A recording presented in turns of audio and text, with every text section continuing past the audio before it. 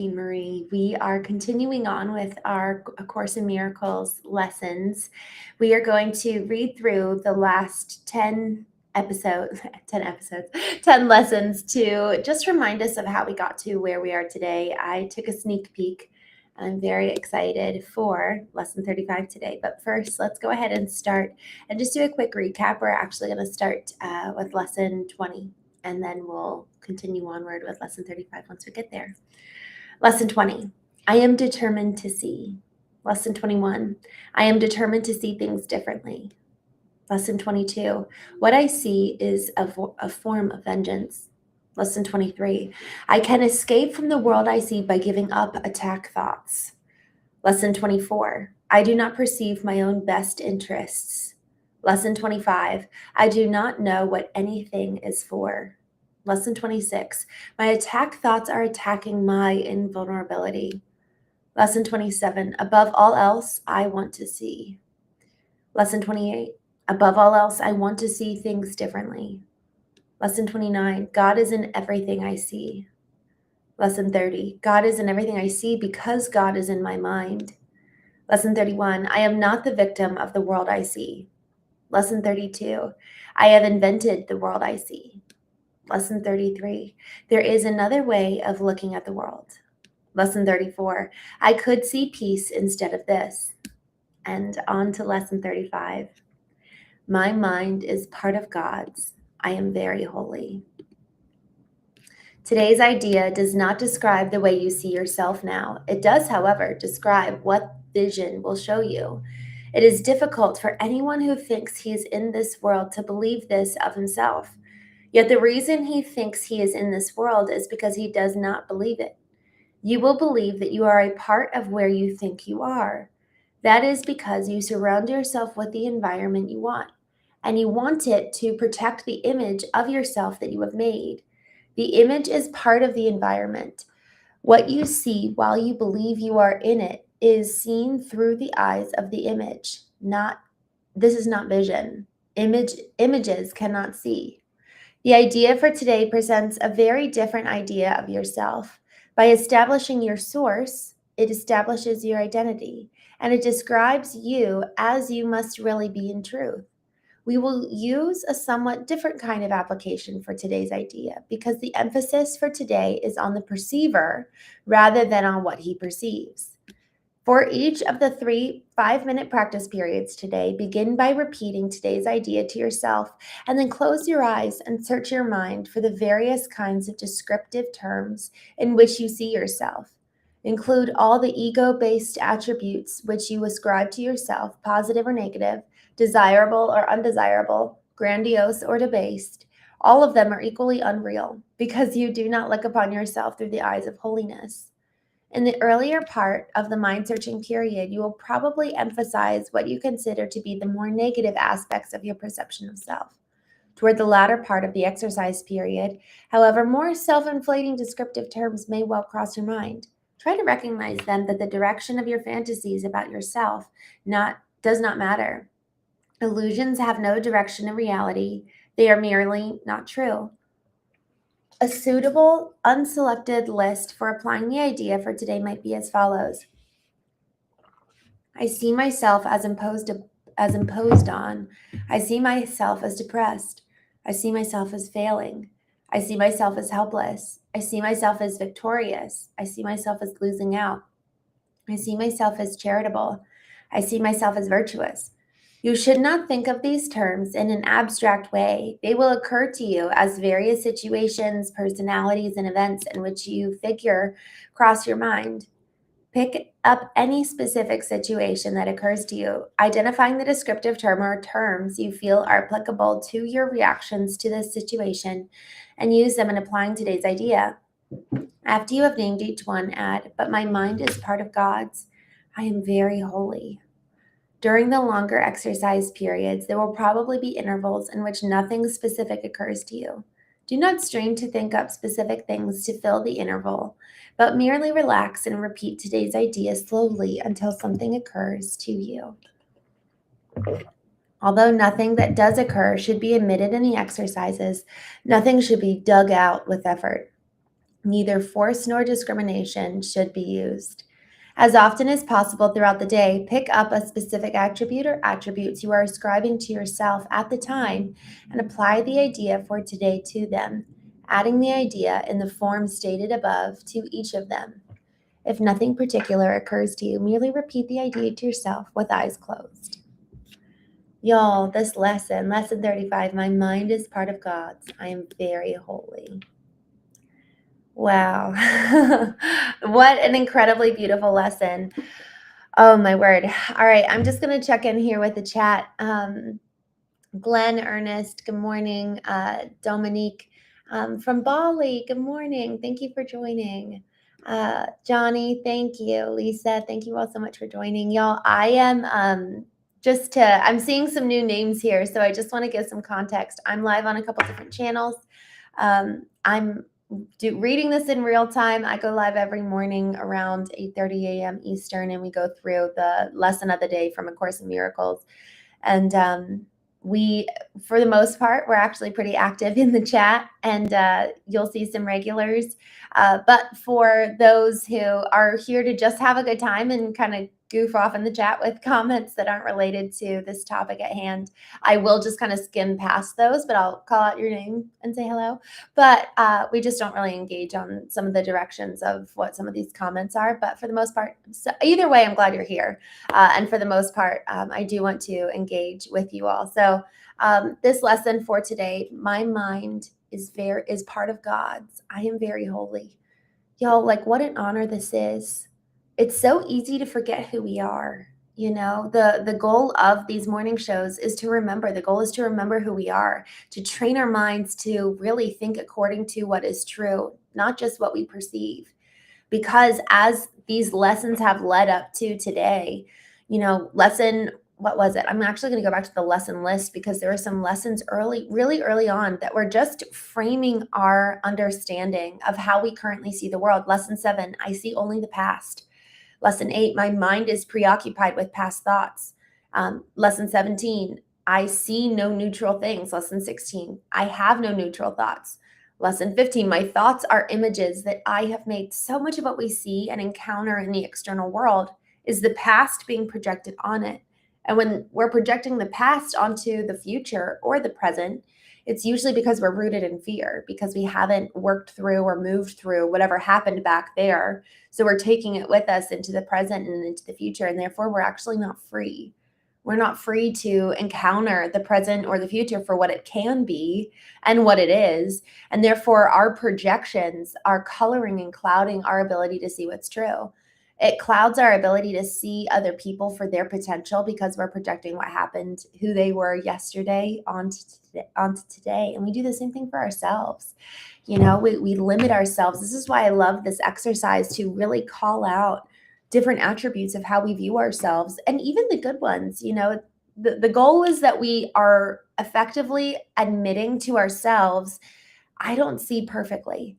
And in that admittance, in that posture of humility, we then can get to this next level of seeing. We then can start opening our eyes and seeing a little bit more bright. You know, there's these, I don't know if you all ever saw this movie. Gosh, it was a long time ago, but growing up, we didn't watch TV. My mom and dad didn't have we had a you know, television in our house. We didn't actually watch cable channels. And we watched a lot of movies. And so we got this movie. I think it was like just barely in color. So it was like a very old film, but it was about the story of Helen Keller. And the majority of the movie is in black and white because she can't see anything. And then there's this moment in the movie where it's all dark and slowly you start seeing some light coming through when she starts to see, for like, I think she's having a dream or something, and all of a sudden light starts shining through. But what was so black, suddenly light starts kind of coming in through the corners. And y'all, that's what this is that with each exercise, with each practice period, it's like a little bit more light comes streaming in, a little bit more clarity comes. And clarity, not just about ourselves, but about others. You know, last night on the Knowing Show, we talked about what to do when we don't know what to do. And we talked through 3 different practices that we can apply in that moment of not knowing what to do. And ultimately, the goal is peace. the goal is peace, and the goal is being present here in this moment so that we really live, so that we really experience life to the fullness of what it can be. But if we don't know how to transition from fear to love, we're operating out of either one, and either one is kind of trying to be at the driver's seat. Fear especially, there's something about our nervous system that once it's encountered pain, once it's encountered bad news, it clings to that because it is looking for certainty. And so there's certainty in the past because, well, it happened before. It's probably going to happen again. And so the more we actually cling tightly to the past, the more we're actually trying to cling to the control of certainty, of trying to predict what's going to happen. And so then this question of, man, can I trust that there is that I can let go, that I can take the next step into the future of the unknown, and allow for today to be different than yesterday, and allow myself to be surprised, and not try to force repetition of the past. And that's what it means to repeat history. It's because we're so hung up in what has happened. We are projecting what has happened onto the present and onto the future. And then we just repeat the cycles that we've been caught up in for perhaps decades. But there's freedom on the other side of choosing, I'm going to see something different. I'm going to allow myself to experience today for what it is rather than my own projection of it. And yesterday's A Course in Miracles lesson, I really, really loved. I could see peace instead of this. And so that decision, I am going to choose peace in this moment. We were talking about when we're gripping something so tightly. And sometimes, y'all, we're actually gripping onto our own prediction of how horrible it's going to go. Sometimes we're gripping onto our depression. Sometimes we're gripping onto our fear.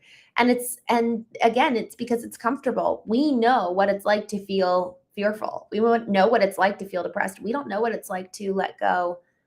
And what's going to happen to us. There's a fear there, and that's the quiet whisper in the back of our mind of fear that is trying to keep us safe. So really, when we examine fear, it's with good intention. Fear is trying to keep us safe and doesn't want us to feel pain again. Yet that's fear in the driver's seat. So if you and I can take our rightful place in the driver's seat, then we get to talk to fear and tend to those parts of us that are afraid, that have been hurt in the past. Y'all, that's our innate responsibility. That's what it means to parent ourselves, is like the same way that ideally a parent would care for a child and comfort them and love them when they're afraid. That's what we're supposed to do to those parts of us that are afraid, rather than that fear being the one at the helm of our ship, guiding and orienting our ways and being the lens through which we view the world. The world is so much more beautiful than our fear lets on that it is. So I just want to take a quick moment to jump into the chat. Dave or Deva, Rhea, good to see you. Just looking through.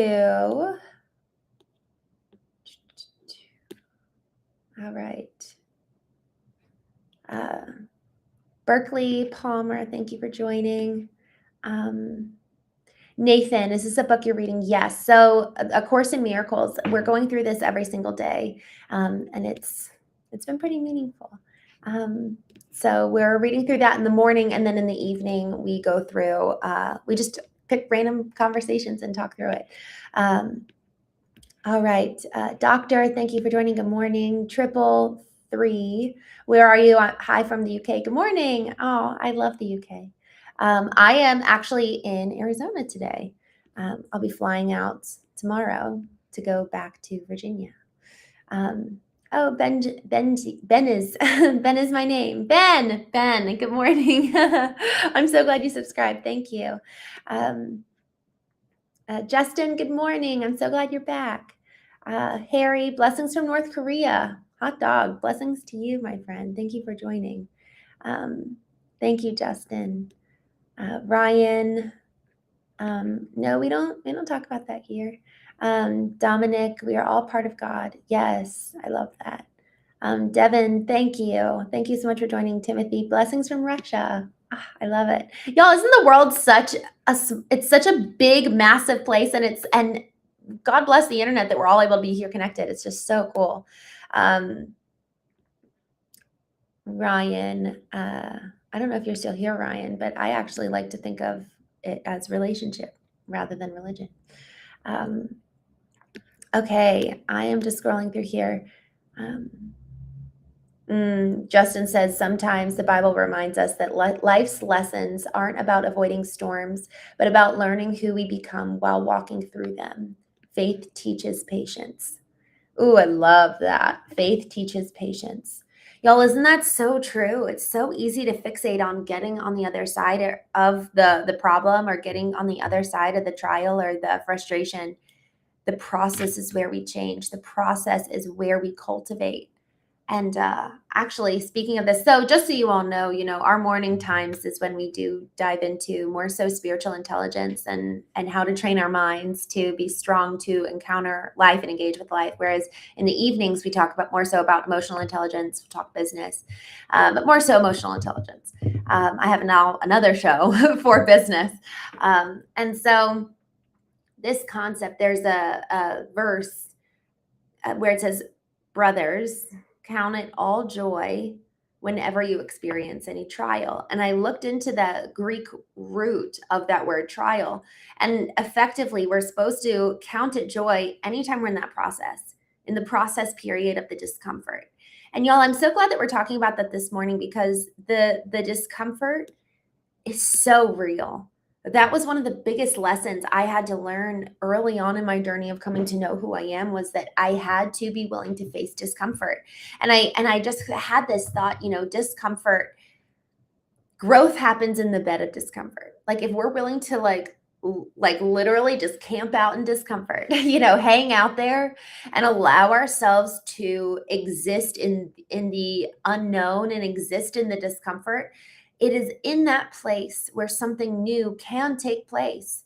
But y'all, if we're consistently in fear, we ourselves are projecting what is going to happen, and we're effectively predicting the bad outcome that we're going to experience. We're looking to fulfill our own prophecies. And y'all, I've seen this so much in my life, in the lives of people who come to these knowing retreats. Even here in the chat, I'd love to hear from y'all. We have actually a lot of power over what we say, whatever comes out of our mouth. The tongue and our words have so much power to deliver life or to deliver death. Just like how it starts with our thoughts, though. Our thoughts are never neutral, like A Course in Miracles was talking about in lesson 16. Our thoughts are never neutral. Our words are never neutral. Our actions are never neutral. They are either building you and I up, and consequently everyone around us, and bringing us life, or it's tearing us down and depleting us of life. And so this whole element around allowing ourselves to lean into discomfort, to lean into the uncertainty. We're uncertain because we don't know. And if we admit that we don't know, therefore something new can happen. If we knew what it was, KNEW, then it wouldn't be NEW to us. It wouldn't be new to us. If we already had an idea of what was going to happen, then it wouldn't effectively surprise us and be different than the past. So in order for a different future, we have to allow ourselves to sit in the discomfort of not knowing. And the irony, given that this is the knowing show. So there's this interesting, I think we can say, juxtaposition of identifying, what do I want it to look like? What would be the new? If I was to create something new, if I was to be a creator, what would be the new that I would want to see? And here's the thing, even to dream that, even to take time to consider that question warrants discomfort, because it's different. Our nervous system only knows what it has experienced. And so to allow for us to actually dream up something new, what does that require? And we talked about this a little bit last night. We have to move from a place of doing and operating and bulldozing our way through life, and allow for us to cultivate a state of being, letting go of expectations, letting go of our preconceived notions, and just kind of sitting in the abyss of, you know what could be? And that's when we let go of certainty. And so much of letting go is actually that, letting go of certainty. And in that moment, man, there's freedom on the other side of that. So I'm going to go ahead and keep going down. Justin, I just love that, because it reminded me of that. In that process is where so much of the cultivation of you and I, that's where we grow. We grow in the process, we change in the process. If we were just going from outcome to outcome to outcome, man, there's no time for growth. It's like what Viktor Frankl says in Man's Search for Meaning. He says, between stimulus and response is choice. Between us getting the stimulus of effectively the temptation for fear to kick into gear, we have a response that we get to make. And before we make the action, before we do the thing and take up the response that we want to take and do, we have to be. And that being allows for us to just sit in the process of choice, sit in the process of being, and examine, what would it look like if I was to change course and not repeat history? But y'all, if we're moving so quickly, if we're moving so fast, it's nearly impossible for us to take the time to do something different and not just repeat old patterns and programs and ways of being. All right, just kind of looking down here at the chat.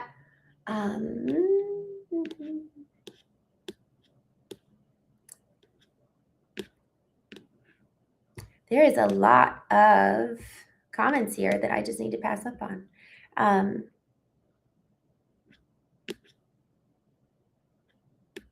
All right. The one real Greenman. Thank you. I appreciate that.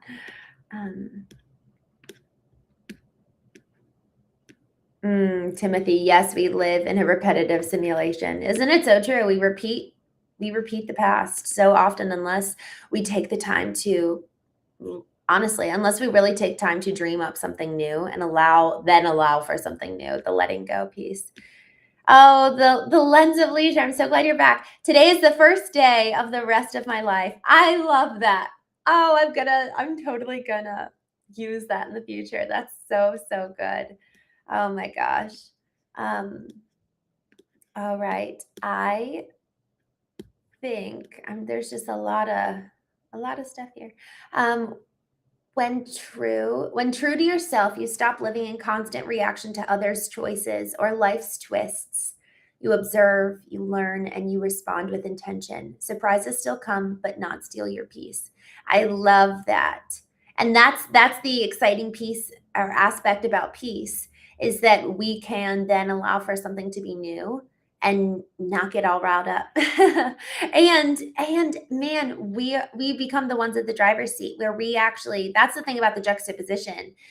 So much of what we project from the past is projected on the future. What we haven't healed from in the past is projected onto the future. Yet what we dream about and what we want and it's like that juxtaposition of letting go and still believing and working towards something, in that we're still projecting onto the future. Either way, so much of the time, it's like the goal is to be so present and to have an understanding of, what do I want? What am I called to? Where am I moving? Where am I going? And at the same time, letting go. So it really is. It's such a tricky dynamic. Fabio. Oh, good morning, Fabio. He says, what about trust? I'm curious, when you say what about trust, I'd love to learn a little bit more about what you mean by that. I'm just kind of scrolling down here. Evers, thank you. Thank you. I like my glasses too. Okay. Timothy, relationship instead of religion is powerful. Y'all, I really believe that. I really believe that. I mean, when I've been most broken, I haven't wanted to go into religious settings. It's been through relationship within and with God that has brought healing to me in so many ways. It hasn't been religious prayers or religious structure. It's been relationship, and frankly, the rawness in relationship, where it's like I'm angry and I yell or cry or allow him to tend to me. I'm just looking through here.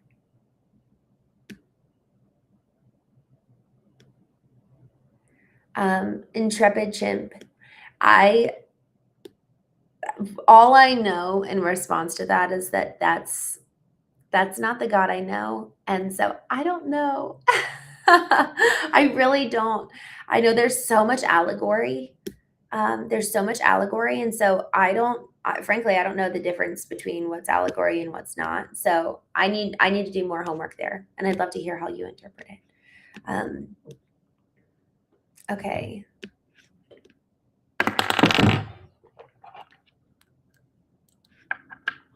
Okay, scrolling down. Intrepid Chimp, I'm sorry to hear you say that.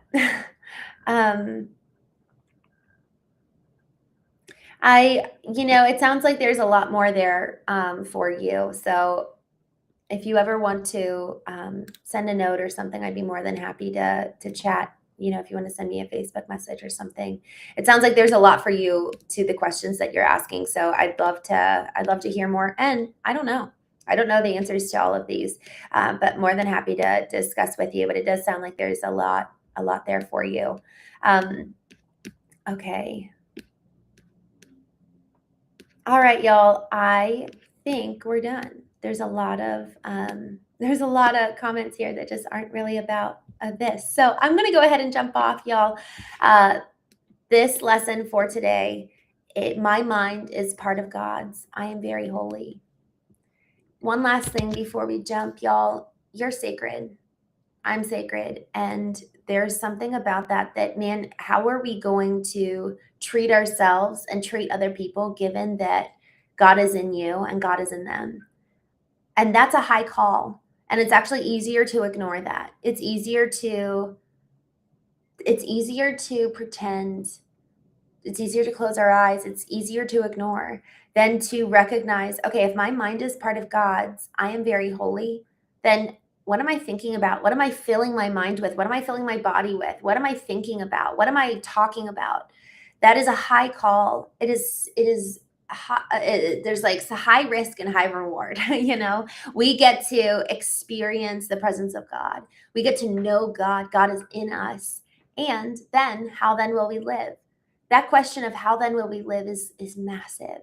So something for us to think about today as we move through our exercises. I'm gonna just stay right here and do this exercise where we're supposed to sit and write down different qualities about us that come to mind, and then conclude with, my mind is part of God's. I am very holy. So with that, thank you all so much for joining me. I will be back online tonight. For those of you who know and join regularly, I would love to see you. But otherwise,